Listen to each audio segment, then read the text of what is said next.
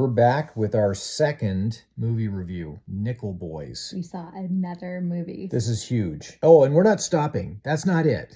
There's 10 movies that were nominated for Best Picture, and we've only watched 2 of them. But the second one was Nickel Boys, and we want to tell you about it. This is a heavy movie. This is a disturbing movie. This is an important movie. It's a hard movie to watch for 2 reasons. One is the subject matter. If you don't know, it tells the story of a teenage boy in 1960s Florida who is wrongly sent to a reform school where life is positively brutal and awful and horrible and all the things you can imagine that may happen in that time, in that place. They tell that kind of a story. It's a movie that will affect you. If you have a heart, you will be affected. It's also a little bit of a difficult movie to watch because it's told from the first person perspective. So the camera is the character, and we are taken back to the lead character's time as a baby, looking up at Christmas tree lights and oranges and trees, all the way up through to the present time of the action. I found that a fascinating way to tell this story, but not always an easy way to watch this because you're not always certain who is speaking or What time frame? it bounces around an awful lot. It relies heavily on flashbacks, dialogue, no dialogue, very heavy use of imagery. Quite frankly, it went over Mrs. Hastings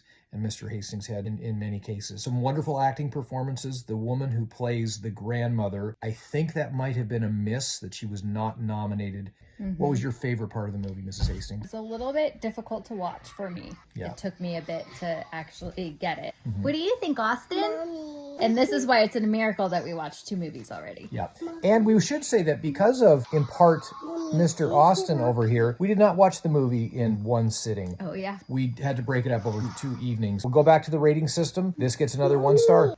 1 star out of 1 1/4. Maybe 2 stars. Good movie.